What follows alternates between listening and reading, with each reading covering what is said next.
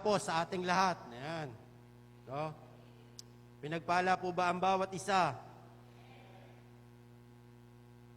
Dahil po sa umagang ito, ang ating pong topic ay may kinalaman sa relasyon, no, yung good relationship, no?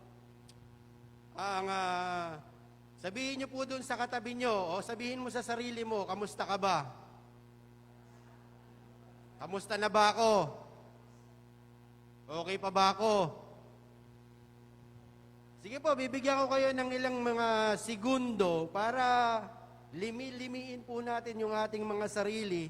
Kung kamusta na ba talaga ako? Kasi pag sinabi pong kamusta, ibig sabihin, buong ikaw, buong pagkatao mo, buong buhay mo, kinakamusta mo. Hindi lang yung iilang parte ng ating buhay. Kagaya nga po nung sinabi natin kanina, ang topic po natin ay may kinalaman sa relasyon. Kaya napakahalaga po, nakakamusta po natin yung ating sarili. No? Hindi lang kinakamusta natin yung mga nakakasama natin, nakakasalamuha natin. Napakahalaga po na nakakamusta rin natin ang ating sarili. Okay pa ba ako? Okay pa ba yung relasyon ko sa Diyos? Okay pa ba yung relasyon ko sa kapwa ko? Okay pa ba yung relasyon ko sa mga kapatiran? No? Alam niyo po, hindi po tayo aani ng magandang relasyon kung hindi po tayo magtatanim. No? Sabi nga, ang magtanim ay hindi biro. No? Kapag wala ang itanim, wala ka rin aanihin. No? Kung ano ang itinanim, ay siya mong aanihin. Kapag nagtanim ka ng masama, aani ka ng masama. No? Pag nagtanim ka naman ng mabuti, mabuti aanihin. Pero pag nagtanim ka ng galit, ano kaya yung aanihin mo? Alta presyon, ma-high blood ka lang, huwag mo itatanim yan sa sarili mo. No? Opo, naniniwala, no? Ang magtanim ng mabubuting bagay para sa Panginoon ay pagpapalain niya. Tama po ba? So, kamusta na tayo? Kamusta na ba ako? No? Basahin po natin ang ating teksto, no? Sa Deuteronomio, kabanatang 6, may talatang 6 at 8. Ang sabi po dito, ang mga utos niya ay itanim ninyo sa inyong puso. Ituro ninyo ito sa inyong mga anak. Pag-aralan ninyo ito sa inyong tahanan. Sa inyong paglalakbay, sa inyong pagtulog sa gabi, at sa inyong pagbangon sa umaga, ipalupot ninyo ito sa inyong mga kamay bilang tanda, itali sa inyong noo, isulat sa mga hamba ng pintuan ng inyong bahay at mga tarangkahan.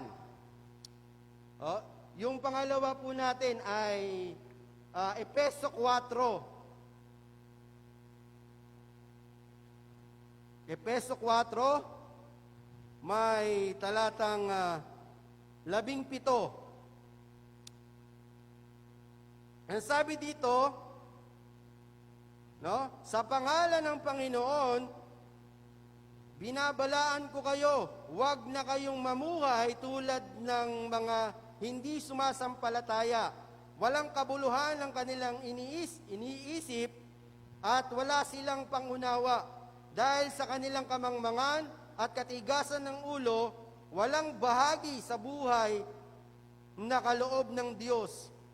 Sila'y naging alipin ng kahalayan at wala silang kahihiyan. Wala silang inatupag, kundi pawang kalaswaan. Hindi ganyan ang natutunan ninyo tungkol kay Kristo. Napakinggan na ninyo ang aral ni Jesus at natutunan na ninyo ang katotohanan nasa Kanya. Iwanan na ninyo ang dating pamumuhay, hubarin na ninyo ang inyong dating pagkatao nasisira dahil sa masasamang pagnanasa.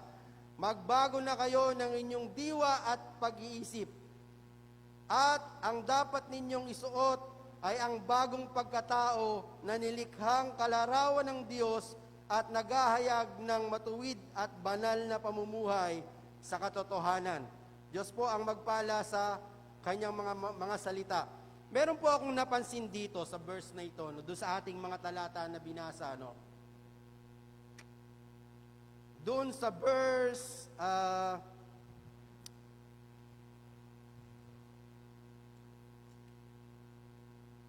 verse 20, ang sabi niya kasi dito, no? Namaya po tatanungin ko po kayo, no? At sagutin niyo po sa inyong mga sarili. Hindi ganyan ang natutunan niyo tungkol kay Kristo. Kung kayo po yung tatanungin, papaano niyo po ito itatranslate sa sarili niyong pangungusap? No. Papaano niyo po ito ipaparaphrase? No. Hindi naman harsh. Yung medyo magandang pakinggan. Kasi sabi niya dito, hindi ganyan ang natutunan ninyo tungkol kay Kristo. So kayo po ang makakasagot niyan. Kayo po ang makakasagot niyan. Kailangan niyo pong sagutin yan. Kasi kung gusto nating magkaroon ng magandang relasyon, ano po ba natutunan natin kay Jesus Christ? Alam niyo po, ang Deuteronomy chapter 6 ay isang preparasyon o paggagayak sa isang susunod na henerasyon. Hindi lang basta ituro, kundi ipakita sa mga susunod na henerasyon kung papaano sila mabubuhay at magkakaroon ng mabuting relasyon, hindi lamang sa Diyos, kundi sa ating mga kapwa din. Sa ating komunidad, na ating kinabibilangan. Ngunit ang Efeso 4 po ay nagpapakita kung papaano tayo dapat mabuhay. Kung papaano dapat natin sinasabuhay yung ating pananampalataya. Napakahalaga ho niya na nakikita po natin ang pagkakapareho ng Deuteronomy chapter 6 at ang Efeso chapter 4, Efeso kabanatang 4, no? Sabi nga nila, kapag yung mga gulay daw, o yung mga halaman, mga puno, tinatanim ito sa lupa. Pero tayo, bilang mga Kristiyano, nagtatanim tayo sa ating kapwa, sa ating kinabibilangang komunidad, sa ating ginagalawang mundong ito, no? At napakalawak nito. Hindi lamang sa church, hindi lamang sa komunidad, bagos lalong-lalo na sa ating pamilya. Kasi nga, sabi nga ng pag-aaral, napakarami ng oras na ginugugol natin sa loob ng ating pamilya. No? Halos, 3/4 ng 1/3 lang pala, 1/3. Kasi yung 2/3 ay sa labas at yung 1/3 naman ay sa loob, no? At ako po naniniwala, sa buhay na ito, wala tayong magiging dakilang modelo sa ating buhay. Walang iba kundi ang ating Panginoong Jesucristo. Kung pinapaunawa ng aklat ng Deuteronomio na kailangan na lang magtanim, ituro, o maging modelo sa bawat susunod na henerasyon, ang Efeso din po ay ganun din. Tayo po ay isang modelo at kailangan natin ng magtanim sa ating mga kapwa, sa ating mga kinabibilangang komunidad. No? At nakita ko po, may 3 bagay lamang nating dapat baguhin at isapamuhay o itanim sa ating kapwa. At para maranasan natin ito, yung magandang relasyon, maabot natin yung magandang relasyon. At ito yung 3 bagay na po pwede nating isapamuhay o itanim o ipakita, maging modelo tayo sa kanila. No? Number 1, makikita natin, nakalagay po dyan, think. Ang tanong, how do we think? Paano ba tayo mag-isip? Kasi hindi lang ulit sinabing isip, pag-iisip, hindi nakikita ng ibang tao kung paano tayo mag-isip. Kaya ang tanong dito, how do we think? Paano ba tayo mag-isip? No, sabi ng Efeso, talatang 23, yung binasa natin kanina, magbago na kayo ng diwa at pag-iisip. No? Alam niyo po yung diwa ang dahilan kung bakit tayo marunong umunawa, dumama, at mga tuwiran. Kaya lang, ang sabi ng Roma, no, do not confirm on this word. Ano ba yung word na sinasabi doon? Kasi sabi ng John 3:16, for God so loved the world. So bigyan po natin ng maiksing paliwanag. No? Ang John 3:16 po kasi, ang word na binabanggit doon ay yung mga taong minahal ng Diyos. Malinaw? Samantala, sa Roma, ang binabanggit na word po dyan ay yung mga taong makamundo. Ang mga minahal ng Diyos, ang lahat ng tao sa mundong ito. Sa Roma, ang mga taong makamundo. Napakalaki po ng pagkakaiba. Ang sabi niya, do not confirm o conform in this word. Huwag tayong makiayon. Ang sabi niya, renew our mind. Baguhin na natin o magbago ang ating pag-iisip. No? Pag sinabi pong makamundo, na binasa natin kanina, no, yung makamundo, sila yung kung mag-isip, parang walang yung kung mag-isip ay walang pananampalataya. Sabi doon, di marunong mahiya, matigas ang ulo, no? At puro kalaswaan, walang kabuluhan ang kanilang pag-iisip, no? At ang iniisip nila ay walang kinalaman sa kalooban ng Diyos. O, tanungin po natin yung sarili natin, how do we think? No? Alam niyo po, kaya ganun silang kaya maraming tao ngayon na kung mag-isip ay makamundo kasi nga hindi na sa church, sa bahay, sa komunidad, hindi talaga napapractice kung tamang pag-iisip eh. Hindi po napapractice kung paano tamang mag-isip sa ating o sa kanilang mga buhay. Napakahalaga po na nababago yung ating pag-iisip na ipapakita natin, na itatanim talaga natin sa ating kapwa. No? Meron pa nga sabi nga, kilala niyo po si Mr. Green? O kilala niyo si Hope? Ang code name po niya ay Mr. Green. Ilan po sa atin ang Mr. Green dito kung mag-isip? Kapag nagagalit ay natutuwa, nagagalit, Mr. Green. No? Napakahalaga ho niyan. Tandaan natin, si Jesus Christ, sabi natin, siya yung ating modelo. Kung ang mga nung itong panahon nila Moises o nila Joshua, no, ang kanilang modelo, yung kanilang mga magulang sa pamamagitan ng pagtuturo ng ating Diyos na buhay na makapangyarihan sa lahat. Na magkaroon sila ng takot sa kanilang puso, sa kanilang isipan, at sa kanilang buong kaluluwa. No, ang ating dakilang modelo sa ating kapanahonan, walang iba kundi ang ating Panginoong Jesucristo. Paano po ba mag-isip si Jesus Christ? Lalo na pag humaharap sa mga pagsubok. Kahit nyo nung humarap siya sa mga tao, iniharap sa kanya yung babaeng nahuli sa masamang gawain. No? The way siya nag-isip ay yung nanggagaling sa kalooban ng Diyos.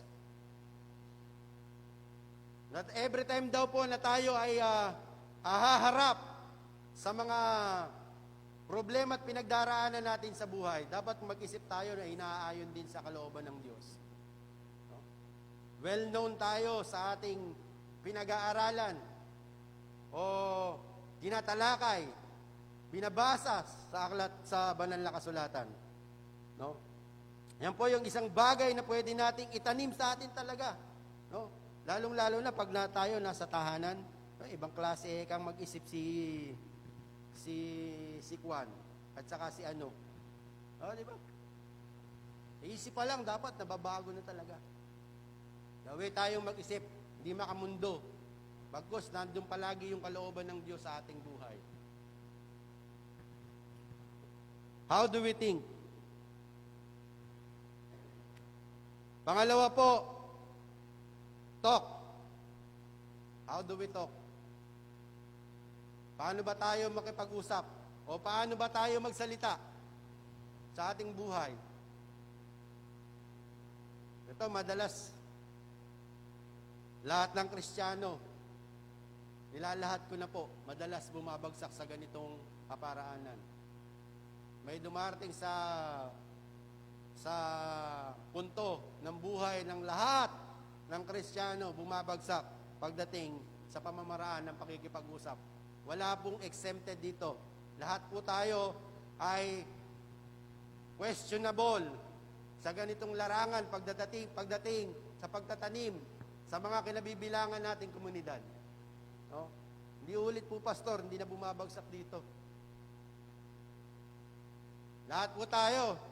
Huwag mong turo yung katabi mo, huwag mong ituro yung kapitbahay mo. Turo mo yung sarili mo. Pagkat lahat tayo ay madalas bumabagsak kung paano tayo makipag-usap sa ating kapwa. How do we talk? Sabi niya, talk is between two or more people in which news and ideas are exchanged. Na ang ibig sabihin, no, ito ay isang komunikasyon kung saan dinadama mo o inuunawa mo yung kanyang kalalagayan at kalalagayan mo. Ano po ba madalas nangyayari? Parang parang diktador. Hindi pwede! Ito kailangan, ito ang dapat. Ito mangyayari kasi. Di po ba? Madalas tayo bumagsak dyan. How do we talk? O itsura mo pa lang, nagsasalita na. Diba? Itsura mo pa lang, nagsasalita na. Mukha mo pa lang, nagsasalita na. Ang sabi ni unang nag-message dito, yung mga nauna sa akin, itong buwan na ito, no, sabi ni Pastor JC, ang bunga daw ng banal na espiritu ay kahinahunan, kapayapaan. Do not envy. No? Sabi naman ni Kuya Kiper, no, siya ay nagsalita dito, no, dapat daw nagdideklara ng pagpapala. No, nagdideklara ng pagpapala. Nakakapagdeklara pa po ba tayo ng pagpapala sa iba?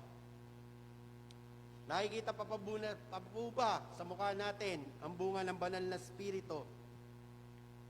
How do we talk? Punong-puno po rin po ba ito ng bulaklak? Kagaya ng takbo ng sanlibutan ito? Sabi nila kasi, bulaklak yun. How do we talk? Marami pa rin pa po ba tayong tuldok? O may tuldok pa po ba? Kasi po, dapat nagiging modelo tayo. Naitatanim natin ito sa kapwa natin. O dun sa mahal natin sa buhay. Dun sa kapatiran natin. No? May expression pa ba tayo? How do we talk? Kaya sabi ko sa inyo, lahat tayo bagsak dito. Nung pinag-aaralan ko po ito, Lord, bakit ba, inaano pa kita, Lord? Ba't mo ako sinasaktan? Kaya tinanong ko po sa inyo kanina, kamusta ka? Kamusta ba ako? Kamustahin mo yung sarili mo? May mga ganito pa ba tayo sa buhay natin? Yan ang takbo ng sanlibutan ito. No? Ang sabi ng Efeso 4, talatang 29, huwag kayong gumamit ng masamang salita. Lagi ninyong sikapin na ang pangusap ninyo'y makabubuti at angkop sa pagkakataon upang pakinabangan ng mga nakaririnig. Hindi naman po kapaki-pakinabang, pwede naman po tayong manahimik. Tama po ba? Kasi kung pakipakinabang naman, edi magkaroon ka ng lakas ng loob na sabihin. Kung hindi naman kapaki-pakinabang, huwag na lang sabihin. Kasi makakaano lang tayo, makakasakit, or makaka-offend, o magkakaroon ng kapintasan ng ating Panginoong Jesucristo. Dahil siya yung ating modelo sa ating buhay. No? Alam ko po, nagtataka ako, no, sa tahanan, sa trabaho, sa bawat komunidad na bibilangan mo, hindi po nawawala ito. Hindi po nawawala ito. SSS. Ano po yung SSS? Yung salitang sisihan, sumbatan, at sangilan. Kahit saan ka pumunta, meron yan. How do we talk? Tayo pa rin ba yung taong mahilig manisi? Tayo pa rin ba yung mga taong mahilig manumbat? O tayo pa rin ba yung taong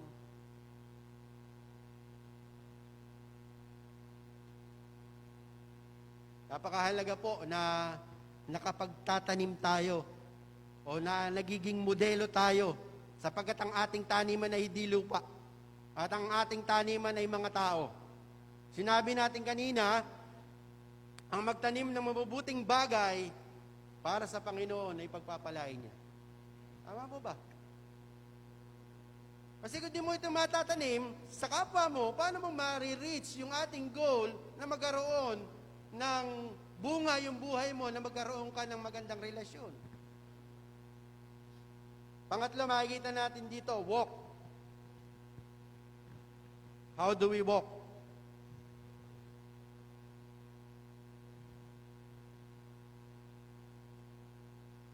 Nakakalakad pa po ba tayo ng may kabanalan sa ating buhay? Alam niyo po, si Jesus Christ, ang sabi ng Lucas 2:52, ang sabi niyon, lumaki at lumago. No? Sa kanyang, siya ay patuloy na lumaki at lumago sa karunungan na nakalulugod sa harapan ng tao o sa harapan ng Diyos at ng mga tao. No?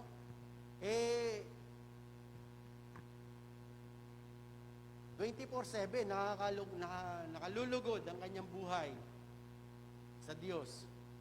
At nakakalakad siya, nakakapamuhay siya nang nakalulugod sa Diyos. At naniniwala siyang kasama niya ang Diyos. Ito po pinakamaganda sa ating Panginoong Jesucristo o sa ating Diyos. Hindi nila nararanasang mag-isa. Dahil hindi niya naranasang mag-isa, ayaw niya na nag-iisa ka.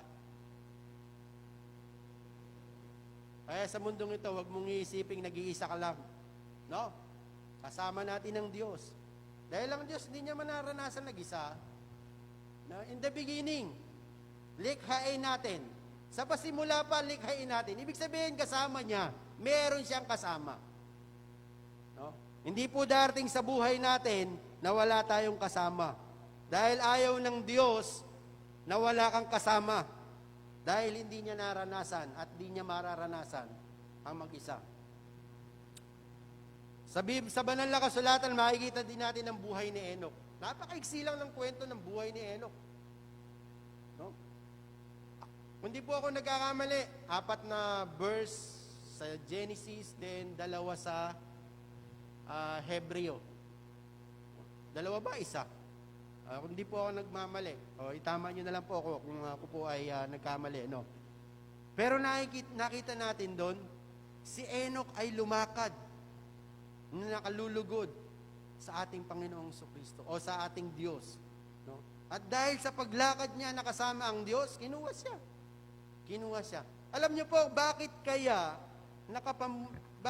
sinabi na nakalulugod ang buhay ni Enoch? Samantalang halos 4-5 na verse lang sa banal na kasulatan matatagpuan ng kanyang buhay. No? Ako po naniniwala, sin or unseen, he walked with God. Amen po ba? Unseen or unseen, they glorify God. May nakakakita man o wala,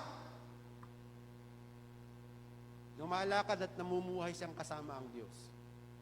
May nakakakita man o wala, siya po ay nagbibigay ng kaluguran sa Diyos. Kamusta? Kamusta kung paano ka mamuhay? How do we walk sa ating buhay? No? God wants to walk with us or with you. He really wants to walk with you. Walk with us. Walking with you is not a big issue. Ang lumakad na kasama ka ng Diyos ay hindi malaking issue sa Kanya yun. Gusto niya tayong samahan. Gusto niya tayong protektahan. Gusto niya tayong i-bless sa ating buhay. No, the big problem is, do you walk with God? Do you really want to walk with God? Gusto mo ba talaga nakasama ang Diyos sa buhay mo? Kasi napakahirap naman po. Halimbawa, meron po tayong tinatawag na isang gayakan. Hindi ako sasama. Sabi nung inaya mo, kaibigan mo, o pamilya mo man yan, no? Pinilit kang sumama, ayaw mong sumama. Sila enjoy na enjoy. Ikaw, dahil ayaw mong sumama, hindi ka nag-i-enjoy. Kaya yung buhay mo, hindi mo ma-enjoy kasi ayaw mo sumama sa Diyos. Ayaw mong samahan ng Diyos. Gustong-gusto kanyang kasama, kapatid. He really want, intentionally, He really want to walk with you. The big problem is, do you really want to walk with Him? Itong mga tatlong bagay na ito, kapag po sa buhay natin, naging modelo tayo kung paano tayo mag-isip, kung paano tayo manalita, paano tayo mamuhay, naitanim natin ito sa ating buhay. Ako po naniniwala, walang imposible. Hindi po imposible na maarating po natin yung magandang relasyon sa ating buhay. No? Hindi po imposible yan. Sabi nga, pag may tinanim, may aanihin. Hindi imposible na marating natin yung magandang relasyon sa ating buhay, sa ating pamilya, sa ating Panginoon. Kung ikaw patuloy kang nagtatanim ng mga bagay na ito sa buhay mo, sa buhay natin. Hindi po imposible yan. Dito na po ako magtatapos. Nung nakaraan po, yung ating sunod na nakaraang tagapagsalita, the fruit of the Holy Spirit is, sa atin naman po, ang fruit of good relationship is, unang-una, peace. Pag maganda ang relasyon mo sa kapwa, sa pamilya, sa kapatiran, meron talagang kapayapaan. Hindi po mawawala yan. At pag may kapayapaan, may unity. O sabihin na lang natin, baliktarin natin, pag may unity, may kapayapaan. Diba? Pag maganda yung relasyon mo, may unity. Pag may unity, mayroong peace, mayroong kapayapaan. At pag may peace, mayroong abundant life. Punong-puno ng pagpapala. Punong-puno ng pagpapala ang ating buhay. Kung tayo patuloy na magtatanim, ipapakita natin, tayo kasi, naging henerasyon na tayo eh. Paano yung magiging susunod na henerasyon? Kung hindi natin maipapakita sa kanila, sa pamilya natin, sa mga kapatiran natin, at higit sa lahat sa komunidad na ating kinabibilangan, na nakapamumuhay tayo ng may pananampalataya. Ang takbo ng sanlibutan ito ay takbo ng walang pananampalataya. Kaya sinabi ni Pablo, do not conform on this world. Huwag tayo makiayon. Kung magsalita sila, parang si Mr. Green. Kung mag-isap sila, parang si Mr. Green. Ang buhay nila, puro green. Wag tayong maging si Mr. Hawk, no? Wag tayong maging si Mr. Hawk. Alam niyo po, ang magtanim ng mabuting bagay sa pamamagitan ng pagtitiwala at pananampalataya ay aanin ng pagpapala. Tandaan po natin yung mga kapatid. Ulitin ko po ang magtanim ng mabubuting bagay sa pamamagitan ng pagtitiwala at pananampalataya, aanin ng pagpapala. against lang po ba tayo sa pagpapala? O ano lang po ba tayo doon? Hindi against. Doon lang po ba tayo sa pagpapala? O ayaw na natin magtanim? Kung gusto nating umani, magtanim tayo. No? Magtanim tayo. Patuloy tayong magtanim. Patuloy tayong magtanim. Manalangin po tayo. Dakilang Diyos na makapangyarihan sa lahat, salamat po sa araw na ito. Tunay nga na sa mensahe mo, nakita po namin yung aming mga kakulangan. Nakita po namin yung aming mga kahinaan. Nakita po namin ang mga bagay na hindi po namin nagagawa sa aming mga buhay. Kung paano kami makapagtatanim, kung paano po kami magiging magandang ehemplo o bilang isang modelo na mga anak mo, ay patawarin mo po kami, Panginoon. Baka naisip po namin sa aming buhay na itong mga bagay na ito ay mai-practice po namin, maitanim po namin, hindi sa lupa, Panginoon, kundi sa mga buhay ng bawat na nakakakita at nakakaranas ng aming mga pamumuhay, O God. Hindi po namin ito kaya kung hindi mo po kami sasamahan. Kaya Ama, samahan mo po kami sa bawat hamon, sa bawat sitwasyon na aming kinakaharap. Tulungan mo kami, samahan mo kami, Panginoon. At tunay nga na kung gusto namin magkaroon ng magandang relasyon, umani kami ng magandang relasyon, kinakailangan po namin magtanim. Kinakailangan po namin mag-isip ng mga bagay na nakalulugod sa inyo, na naayon sa inyong kalooban. Kinakailangan po namin makipag-usap ng may kababaang loob na naroroon ang pagtataas sa inyong pangalan. Kinakailangan po namin mamuhay ng nakalulugod sa inyong harapan, O God. May nakakakita man o wala, loobin mo, Panginoon, na kami ay maging kalugod-lugod sa inyo. Doon nga, O God, nais mo na kami ay iyong samahan. At maging naisin din po namin sa bawat sandali, sa bawat oras, bawat segundo ng aming buhay na ilalagi sa sanlibutan ito, habang ikaw ay wala pa, habang kami hindi mo pa kinukuha, ay makalakad po kami sa inyong kalooban. Ama, maraming salamat po. Sa inyo po namin ibinabalik ang pinakamataas na papuri, pagsamba at pagdakila sa pangalan ni Jesus. Amen.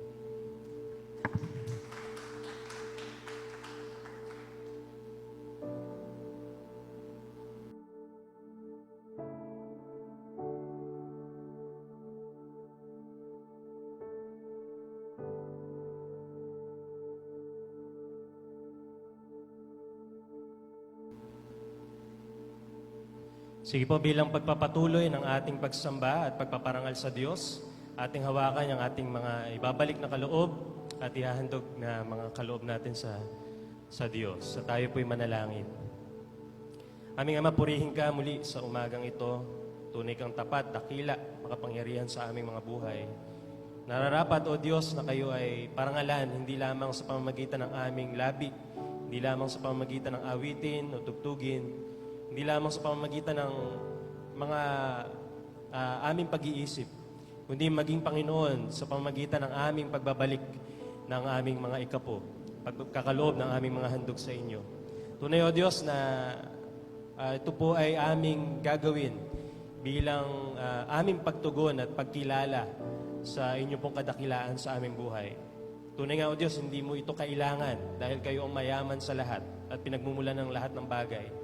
Ngunit ito'y aming gagawin bilang aming acknowledgement na kayo ang aming Diyos at nais naming makasunod sa inyong mga salita.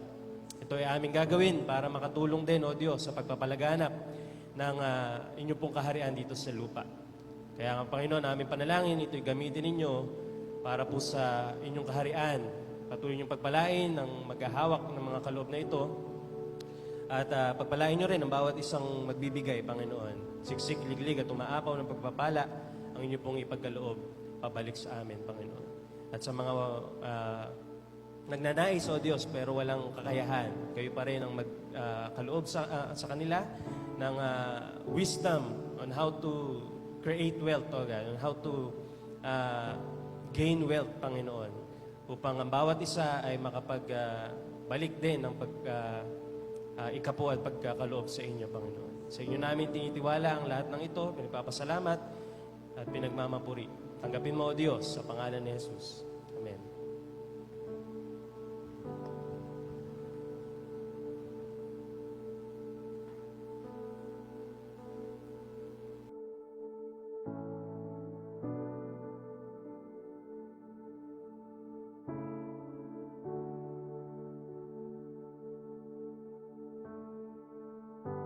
Tayo po lahat ay tumayo sa umagang ito at minsan pa, ibigay ho natin yung pinakamalakas sa palakpak ng pagpupuri at muli po natin siyang sambahin sa ating po mga buhay.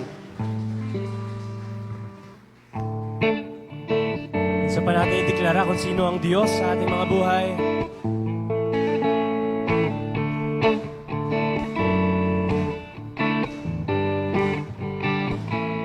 Dakila siya, dakila siya, dakila siya, dakila siya. Panginoon, ang Panginoon ay ating pupurihin. Ang Panginoon ay ating dakilain. Walang katulad ang pag-ibig niya. Siya laging tapat, walang kapantay ang Panginoon. Sa ating buhay, dakila siya, dakila siya, dakila siya, dakila siya. At kahit maglaho ang buong mundo, tanging si Jesus ang sandigan ko. Dakila siya, dakila siya, dakila siya, dakila siya, dakila siya, dakila siya, dakila siya, dakila siya, dakila siya.